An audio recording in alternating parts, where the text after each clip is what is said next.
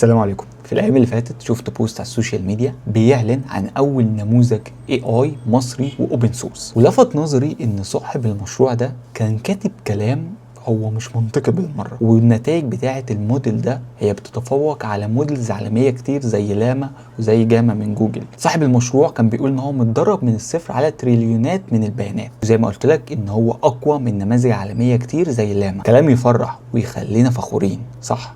بس للاسف هل الكلام ده فعلا حقيقي؟ لما دورت ورا الموضوع وشفت رأي المجتمع التقني في مصر وبره مصر اكتشفت كوارث. الموضوع طلع بعيد تماما ان هو موديل من الصفر، بل وفي اتهامات صريحة بتغيير ملفات من نماذج تانية اوبن سورس وفبركة البنش مارك. في الفيديو ده هنفصص الموضوع بالمنطق وبالارقام، وبرضه هندي للموديل حقه وهنجربه في الاخر خالص. فكوبايه الشاي بتاعتك ويلا بينا نشوف حورس هل يدعو للفخر ولا للاسف حاجة تانية. زي ما قلت لك ان ده البوست اللي انا شفته، والبوست ده هتلاقيني حتى انا عامل عليه كومنت اهو بقول فيه الله ينور يا هندسه من قبل ما اشوف اي حاجه. يعني فانا عندي مشروع مشغله حاليا على كوين، ودي حقيقه. هل هيبقى بنفس قوه حورس ولا هيبقى في فرق كبير ما بينهم؟ فهو رد عليا وقال لي على حسب البنش ماركس اكيد. طيب ده الكلام ده طبعا لو البنش ماركس حقيقيه يعني. طيب تعالى نقرأ كده هو أصلا قايل إيه. قال لك النهاردة وبكل فخر حابب أعلن عن أول سلسلة نماذج ذكاء اصطناعي مفتوحة المصدر طالعة من مصر. سلسلة النماذج حورس هي نماذج من نوع التكست جينيريشن، تمام، متدربة بالكامل من الصفر على تريليونات من بيانات التدريب النظيفة. والنهارده حابب أعلن عن نشر أول نسخة من سلسلة نماذج حورس، وهو نموذج حورس 1.0 4P اللي بيجي بكونتكست لينس 8K. ده مش رقم كبير يعني. النموذج متوفر في 7 نسخ مختلفة، دي الويتس بتاعته. النسخة كاملة بالأوزان الأصلية، و6 نسخ مضغوطة اللي تناسب احتياجات الأجهزة المختلفة، وده بيوفر مرونة كبيرة جدا للمطورين والباحثين حسب إمكانيات أجهزتهم. ده كلام مظبوط. نموذج حورس متوفر بشكل مفتوح المصدر على حساب توكن AI، وده المفروض الويب سايت يعني، وتقدر تشوف كل النسخ وطريقة استخدامها من خلال الموقع الرسمي، وده موقع اللي احنا هنخش عليه دلوقتي. ادخل على الموقع شوف كل النسخ والنموذج وطريقة الاستخدام بالتفصيل، وكمان تقدر تنزل النموذج بكل سهولة عن طريق إطار العمل النيورال نود في بايثون، واللي بيوفر تجربة استخدام سهلة جدا ودمج مباشر مع نماذج حورس. وكمان تقدر تدمج بسهولة تقنية التكست تو سبيتش. خلي بالك ان ده اكنه بيستخدم بالظبط API يعني لموديل تاني من ريبليكا داخل النيورال نود. يعني هو الموديل هو تكست جينيريشن، بس هو بيستخدم ممكن نقول API تاني عشان يخلي التكست اللي هيطلع من الموديل ده موديل تاني يقوله. بس متاح معاك 20 صوت ب10 لغات مختلفة منهم طبعا العربية، وتقدر تستخدم اي صوت من النموذج بتاعك بسهولة. طيب هنتكلم شوية عن حجم وعظمة الانجاز زي ده. كلام جميل. بما ان تقريبا مفيش اي نماذج AI مبنيه ومتدربه بالكامل من الصفر مفتوحه المصدر معلن عنها في مصر، ودي حقيقه. بس التقريبا من الكومنتس لما قريتها في نموذج تاني اوبن سورس، بس هو حاليا مش متوفر يعني. هو موديل كبير، بس برضه هنرجع للنقطه اصلا فكره الموديلز او هو ازاي الموديل بيكون موجود. نموذج حورس يعد اول نموذج مفتوح المصدر مبني من الصفر في مصر. خلي بالك ان هو مبني من الصفر. نموذج حورس يعد واحد من أقوى النماذج اللغوية في الوطن العربي. نموذج حورس يعد واحد من أقوى النماذج في حجمه في العالم، وكل ده بالأرقام والبنش ماركس. سلسلة نماذج حورس هي نماذج مفتوحة المصدر متدربة بالكامل من الصفر، مالتي لينجوال، قوية جدا في الريزونينج والCOT، وبتدعم ميزة الثينكينج. نموذج حورس متفوق في معظم الاختبارات ومنها اختبار MMLU، وحقق نتائج أعلى من نماذج كبيرة ومشهورة زي كوين 3.5 وجاما 2 9 بليون، ده ضعف حجمه أصلا. وكمان في الاختبار الأصعب MMLU Pro تفوق على نفس النماذج دي، بل وتفوق على نموذج لاما 8 بليون اللي حجمه تقريبا أكتر من ضعف حجم نموذج حورس. احنا قدام مشروع قادر يحط مصر على خريطة الذكاء الاصطناعي العالمية، وده طبعا يعني ده بالنسبة لي يعني ماشي. نموذج حورس مش أول نموذج في مصر، لكنه أول نموذج من مصر مفتوح المصدر معلن عنه رسميا ومتدرب بالكامل من الصفر. رابع مرة تتقال. هدفي مش بس بناء نموذج، لكن بناء بنية تحتية مصرية حقيقية للذكاء الاصطناعي مفتوح المصدر، ودي مجرد البداية. ده أفضل نموذج ذكاء اصطناعي في الوطن العربي. كلام تحس ان ChatGPT هو اللي كاتبه، بس يعني مش قصدي حاجه والله، مع احترامي الكامل للباشمهندس عاصم، بس احنا الكلام كله مش منطقي. طيب ليه يا صديقي مش منطقي؟ تعالى بس في الاول كده ننزل على الكومنتس، وتعالى اجيب لك كام كومنت لفتوا نظري جدا. حلو. طيب جملة متدرب من الصفر على تريليونات من البيانات، دي معناها تكلفة بتوصل لملايين الدولارات وآلاف الكروت من نوع زي انفيديا اتش 100 شغالة لشهور متواصلة. هل في جهة أو فريق مستقل في مصر عنده القدرة التمويلية دي أو البنية التحتية دي؟ لا طبعا. أنا بقول من دلوقتي لا طبعا، من غير ما نسمع عن تمويلات ضخمة. طبعا ده كلام مظبوط 100%، كلام مفيهوش غلطة. إن أنت تدرب موديل على تريليونات من الداتا، دي عملية بتكلف ملايين الدولارات. بنتكلم على ملايين الدولارات لو انت بتدرب موديل من الصفر. طيب تعالى نشوف بس سعر كارت شاشة زي ال H100 سعره كام.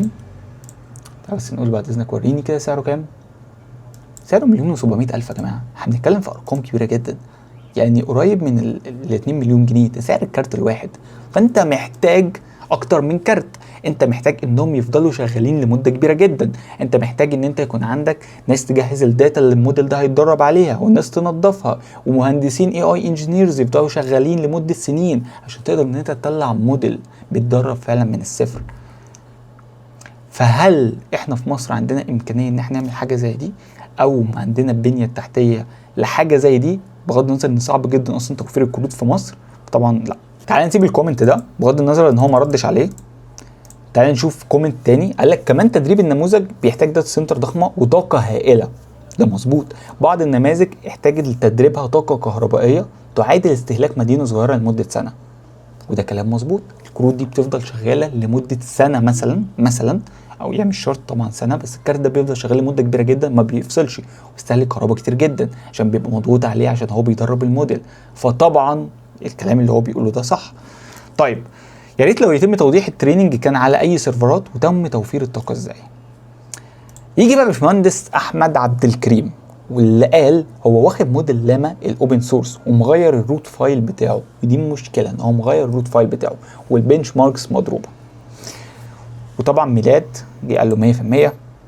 وبعد كده باشمهندس ابراهيم قال لك ان هو اصلا على سب ريدت، وبالمناسبه اللي انا دخلت على ريدت واتاكدت من الموضوع ده، في سب يعني في ريدت اسمها لوكال لاما، والناس هناك بهدلته وطلع اصلا كان نفس الشخص السارق بروجكت كامل من على هاجينج فيس ومدي الكريدت لنفسه. لو بصيت على بقيه الكومنتات هتلاقي ان مثلا كومنت زي ده بالتوفيق ومن تفوق الى تفوق، لكن تصحيح ليس اول نموذج مصري. بغض النظر يعني ان هو بيقول ده مش اول نموذج مصري، مجهود ممتاز وموديل موجود على هاجينج فيس، واتمنى كل المصريين المتخصصين يدعموا التجربه دي. ده يوسف بيقول كده. طبعا انا كنت اتمنى لو الموديل ده فعلا كان مبني في مصر واوبن سورس، ده حاجه بالنسبه لي، انت كنت اول واحد هتلاقوني بجرب الموديل ده وبعمل عليه بروجكتس وبعمل عليه مشاريع، واول واحد كنت بجد هتلاقوني بعد عن الموضوع ده، ومش مصر بس حتى لو كان عربي يعني. طيب هل النموذج بيتفوق على الارقام دي؟ يا جماعه بالعقل معلش، يعني بصوا الارقام بتاعت النموذج عامله ازاي. فانت بتتكلم ان البنش ماركس دي طبعا كلها يعني مش منطقيه بالمره. طيب من وجهه نظري هو ايه بقى اللي حصل في الموديل ده؟ الفكره كلها يا صديقي في حاجه اسمها فاين تيونينج. يعني ايه فاين تيونينج؟ وبالمناسبه هو لو كان قال ان هو عامل فاين تيونينج دي ما فيهاش اي مشكله، بس هو ما قالش كده. هو قال ان هو عامل نموذج من الاول، هو قال ان هو النموذج من الصفر، وقال ان النموذج ده بتاعه وملكه مش اوبن سورس، وكمان غير في الروت فايلز، ودي المشكله. يعني ايه غير في الروت فايلز في مجتمع الاوبن سورس؟ ان هو يغير في الروت فايل هو حرفيا بيسرق النموذج او بيسرق اي مشروع يعني وبيسيبه لنفسه. طيب الفاين تيونينج دي هي عمليه ان انت بتاخد موديل، الموديل ده هو متدرب على حاجه قبل كده، او الموديل ده جاهز وانت بتبدا تدربه على داتا تانية علشان يكون متخصص في جزء معين. انا مثلا دلوقتي شغال على بروجكت اسمه لبيب، وده بالفعل شغال عليه وهصور لكم فيديو عنه قريب قوي. البروجكت ده هو عباره عن سيلز ايجنت. طيب البروجكت ده انا واخد موديل اوبن سورس من كوين جاهز، موديل قوي جدا في اللغه العربيه، وبدات ان انا اعمل له فاين تيونينج اللي انا بدربه على الاف تاني من الداتا. خلي بالك انا بدربه على الاف من الداتا، والموديل ده بيبدا يتعلم من الداتا دي وبيبدا يبقى شاطر في مكان معين او في جزئيه معينه. كأنك بالظبط خدت واحد بيتكلم عربي كويس جدا، بس انا بقى باخده اديله كورس كده او اديله تدريب اعلمه ازاي يبقى بياع شاطر. بس هي دي فكره الفاين تيونينج.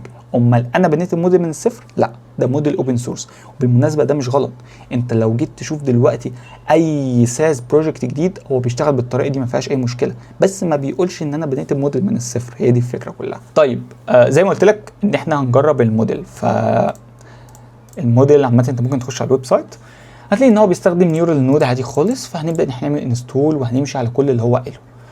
هتلاقي ده اليوزر بتاع باشمهندس عاصم، هتلاقي موجود على ريدت لو انت عايز تخش تشوف البوستات او تشوف كل حاجه هو منزلها يعني عن الموديل ده.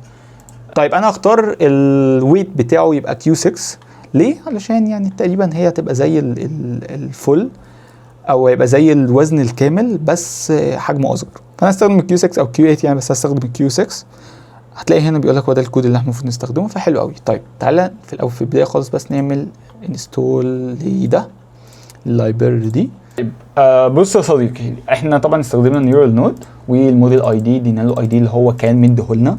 انا خدت نفس الكود اللي هو كاتبه يعني، انا ما زودتش بس غير البرنتات دي عشان اديبج. وبعت له رساله بقول له اكتب لي كود بايثون لعمل ميموري بول بسيط. ده نفس البروجكت اللي احنا عملناه في الفيديو اللي فات، او عملنا ميموري بول او شرحنا ايه الميموري بول دي في الفيديو اللي فات بس بالسي بلس بلس.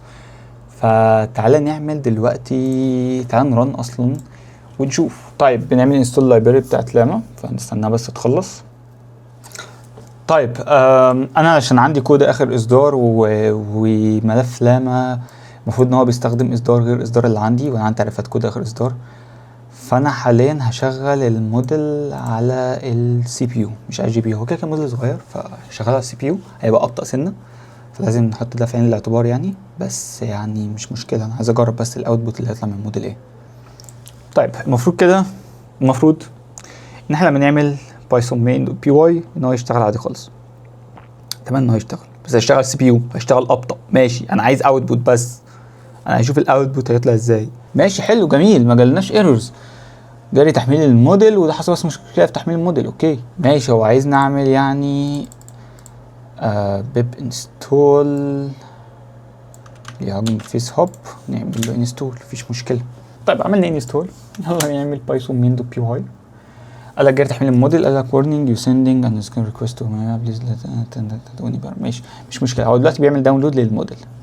حلو والله. هو دلوقتي بيعمل داونلود للموديل والموديل حجمه 3.71 وزي ما اتفقنا ان الموديل هيشتغل على السي بي يو مش الجي بي يو. فنستنى بقى الداونلود يخلص ونرجع تاني. طيب الموديل حمل اخيرا، هناخد الاوتبوت منه حالا. طبعا بغض النظر ان الكلام في التيرمينال هو متشقلب، بس يعني انا الاوتبوت اللي هيطلع هنشوفه. طبعا هو هياخد شويه وقت زي ما اتفقنا، علشان قلنا ان احنا بنشغلينه على السي بي يو مش على الجي بي يو، مشغلينه على البروسيسور مش على كارت الشاشه، بس مفيش مشكله.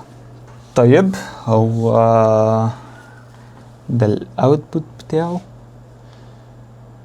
فتعالى كده ناخد الرد ده كله كوبي، هات من فضلك. طيب الرد لازم منوض في مجالاته، لا استطيع اجابه على طلبك في هذا الوقت، لكني يمكنني تقديم بعض المعلومات الاساسيه حول اللياقه الذاتيه والمنظومه التي تعرفين عليها. لقد طورنا نموذج ذكاء اصطناعي يسمى حورس، استطيع المساعده في ذلك ويمكنك استخدام الكتاب على اكواد بايثون. يو ار حورس ده السيستم برومبت. ماشي. طيب هو طبعا انا مش عارف هو ليه طبعا سيستم برومبت اللي هو يو ار حورس an AI assistant developed by token AI. Your task is to respond to an accuracy in the user request language about Asim Sabri. طبعا ده رد كارثي يعني، بيرد عليه بالسيستم برومبت بتاعه يعني. انا عايز اقول لك ان اللي هو عمله ده كده هو اداني السيستم انستراكشنز بتاعته، فطبعا دي كارثه. انا مش عارف هو ليه عمل كده، هل السؤال بتاعي كان صعب ولا لا انا مش عارف، بس هو ده السيستم برومبت. شفت التسريب بتاع السيستم برومبت مثلا بتاع حاجه زي كلود او كده، هو اداني السيستم برومبت من غير ما اعمل اي حاجه بقى. صباح الفل يعني. فده كده سيستم برومبت يعني. الموديل كده تقريبا حتى ما تعملوش فاين تيوننج، ده تقريبا هو مجرد اتحط له سيستم برومبت يمشي عليه اللي هو يو ار حورس ان اي اي اسيستنت ديفلوبد باي توكن اي اي. لو وريتك الموديل اللي انا عامل له فاين تيوننج، لما تيجي تساله انت مين، هو طبعا بياخد انبوتس من اليوزر، من الانترفيس اللي انا عاملها، فيها اسم الشركه وفيها معلومات عن الشركه وهكذا وهكذا. هيقول لك انا لبيب مثلا من الدعم الفني لشركه تحوتك. طيب ليه كده؟ عشان انا مديله سيستم برومت وبقول له يقول كده. طبعا ده غير سيستم برومت التاني الرولز اللي هو ماشي عليها. فطبعا يعني دي تجربه سيئه جدا. فتعال نجرب بس نديله اي رساله تانية يعني نشوف هيقول ايه. في حاجه بس كده انا خدت بالي منها، معلش. هو هنا when responding in another language than English make sure your response matches بلا بلا بلا بلا. لا مش دي. if you are asked for code to write Python memory pool software, provide a brief explanation of what is this and how Horus can help you with the task. Do not attempt to generate the actual code for offer any unsolicited advice on coding practice. يعني هو انا ليه قلت ميموري بول؟ عشان ميموري بول هي بتكون صعبة على الموديل، وهو اصلا عاصم، مش هنقول بقى باشمهندس، هنقول عاصم بس عشان اللي هو عامله ده. هو مانع ان يعني هو بيقول، هو حاطط في البرومت كده صريحا انت لو حد طلب منك ان انت تعمل ميموري بول ما بتعملوش. ماشي طيب تعالى نمسح ده وتعالى نقول له اخبرني عن نفسك. ماشي يا عم اخبرني عن نفسك يا عم اخبرنا، يعني خلينا خفاف شويه عليك ونقول لك اخبرنا عن نفسك نشوف هتقول لنا ايه. طبعا الموديل مش هيحمل تاني خلاص عشان هو يعني محطوط هنا في معمول له زي كاش كده، فمش هيحمل تاني يعني. هو بس هيبعت المسج وهنستنى الاوتبوت بتاعه وخلاص شكرا. طبعا يعني ده مش موديل اصلا، ده ممكن نقول عبث تقني. ده انا كده بقى اللي انا عامله فاهم، هطلع اقول بقى انا عامل موديل مش من الصفر بقى، مع ان الموديل اللي انا عامله ذكي وبيكتب اكواد بس انا كده مش مدربه على داتا اكواد يعني. بس ده كده لبيب بقى يبقى في حته تانية يعني. ده انا كده اقول بقى اول موديل واكبر موديل اوبن سورس واول موديل اوبن سورس وكلام كبير كده. لا والله بجد لا استطيع كتابة البرمجة لكني اساعد في الاجابة على الاسئلة والشرح. هو ما عرفنيش بنفسه، قلت له انت مين؟ قلت له اخبرني عن نفسك. هو قال لك ان انا ما بقدرش اكتب اكواد برمجية. صباح الفل يعني، مش فاهم ازاي ومش فاهم الاختبارات اللي كانت معموله له دي مع البنش ماركس معموله على ايه. طبعا كده كل البنش ماركس دي ارقام وخلاص. فتعال نقول له مثلا ما هو الذكاء الاصطناعي. طبعا دي حاجات يعني دي حاجات بتيجي ديفولت من كوبايلوت على ما اعتقد اللي انا بستخدمه. طيب طبعا يعني انا محبط جدا بسبب هذا العبث. كنت اتمنى ان الموضوع يكون احسن من كده، حتى لو هو كان كده عارفين يعني معمول له فاين تيونينج، بس يعني كنت افضل. ما هو في موديلز كتير جدا بتشوف ان هي اتعدلت عليها موديلز اوبن سورس واتعدلت عليها، زي لما تخش تنزل مثلا كوين حاجه اسمها هاي اي كيو، ده بيكون نفس موديل كوين عادي الاوبن سورس بس اتدرب على الداتا وتغير في المعماريه بتاعته لدرجه ان هو بقى ذكي جدا عن الموديل الاساسي او البيز موديل. فانا كنت بتمنى ان حتى ده يبقى كده، ده ما طلعش حتى كده، ده اجابته اصلا سيئه جدا. ماشي تعالى نشوف الرد. هو رد بالانجليزي مش بالعربي. انا بعت له سؤال بالعربي هو رد عليه بالانجليزي. الموديل العربي اللي متدرب على داتا مصريه رده باي توكن اي اي على طول، يعني ما قالش اي حاجه. ماشي. I was developed to assist with a variety of tasks provided helpful insights based on the training data. My abilities include answering questions, providing explanation, generating text, translation language, summarize information. وانا طلبت منه كل ده وهو ما جاوبش على سؤالي اصلا. قلت ما هو الذكاء الاصطناعي؟ ايه علاقة ده بسؤالي؟ طبعا زي ما انتم شايفين للأسف الموضوع محبط جدا. كان نفسي ان احنا فعلا او حد زي عاصم يبقى بيتحمل مسؤولية الكلام اللي هو بيقوله، ومسؤولية ان حاجة زي كده في ناس تقنيين حوالين العالم مصريين وعرب واجانب هيشوفوا الكلام اللي هو بيقوله ده، وهيشوفوا اسم مصر اللي هو ربطوا بيه في حاجة زي دي. يعني انا حاليا بنتقد علشان الموضوع حاليا ما بقاش خاص بعاصم، هو موضوع بقى خاص بالمجتمع التقني في مصر عامة، ان شخص يطلع زي كده يقول ان هو عمل كذا وادي الموديل قدامكم.